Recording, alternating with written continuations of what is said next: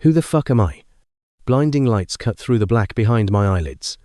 My head's pounding thud thud thud like a war drum beaten with steel fists.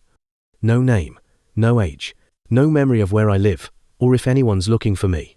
Just me, broken bones, a concussion, and silence. Carol keeps checking on me. She calls me Crash. Right now, that's the only identity I've got. Discharge confirmed. Crash is officially on the hospital's not our problem anymore list. No family, no phone, no name. Just his good looks, a beat-up arm in a sling, and the great, uncaring void of outside. I walk around New York like a jackass with no GPS and a half-baked brain. Hood up, arm aching in the sling, face tightening every time someone looks at me too long. I hit every precinct within walking distance. Nothing, no missing person report. No match, no leads. Apparently, no one gives a flying fuck that I've vanished from somewhere. The streets at night, holy fucking shit. People scream at shadows. Cops cruise by like vultures with guns. I curl up behind a dumpster around 2 a.m. One hand still on the $42 I've got left. And I wonder if this is it. If I just live, here now. A blank slate with no pen. A ghost with abs and a name that sounds like a punchline. I used to hate that I couldn't remember who I was. Now I think it might be a fucking mercy. Because out here, being nobody is safer. You said you had a plan, I mutter, stepping close enough to smell the sweat and rain on him. This wasn't a fucking plan, Crash. This is a cautionary tale.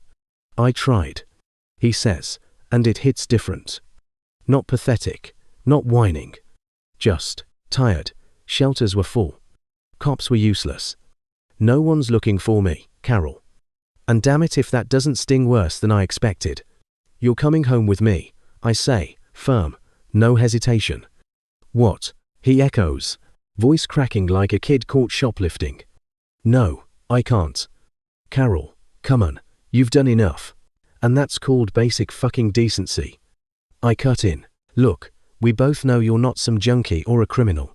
If you were, those genius cops would have tackled your pretty ass to the pavement days ago.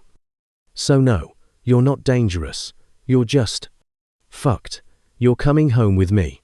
You'll shower, eat something that didn't come from a vending machine, and sleep on an actual bed until we figure out what the hell the universe did to your head. She puts something on hold, gritty, suspenseful. And then something clicks. Not everything, just familiarity. I know this one, I say out loud, sudden and sharp. Carol immediately freezes. You do? She asks. Her voice tight with something that's not quite disbelief, but damn close. That's great. What do you remember? The movie. I remember the story. The ending. The scenes. Like I've seen it 10 times.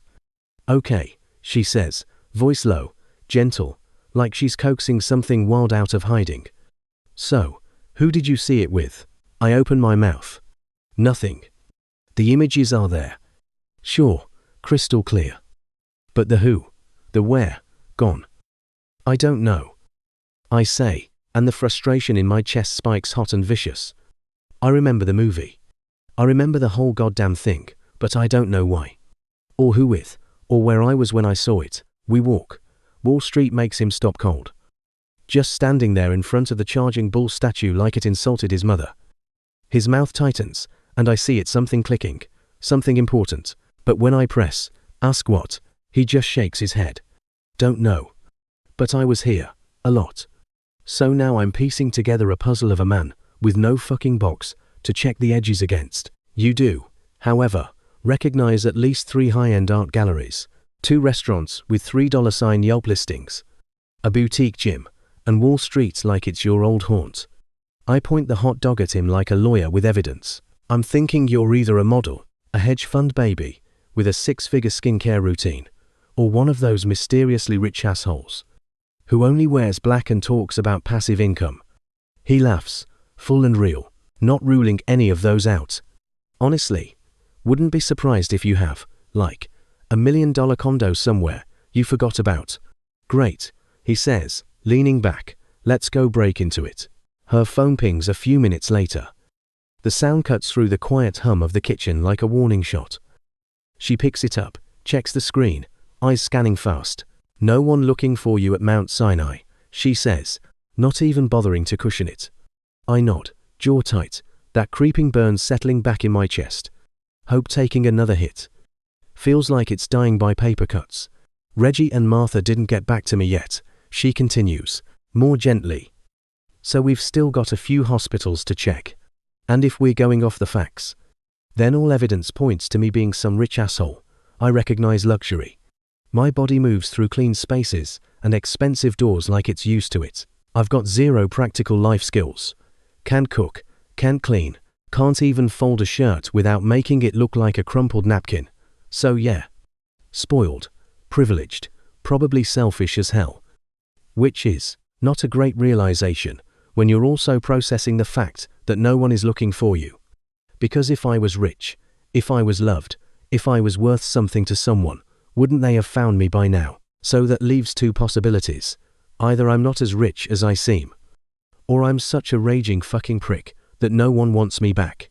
If my memory never comes back, and the past stays locked in some mental vault with no key, then what the hell am I supposed to do? But there's a shadow in the corner of my mind, a flicker of something, hands, clenched fists, screams, a flash of fire, then nothing. I lie awake, staring at the cracked ceiling, wondering if I've ever killed a man. The worst part is, I don't know. Maybe I was a good person. Maybe I wasn't.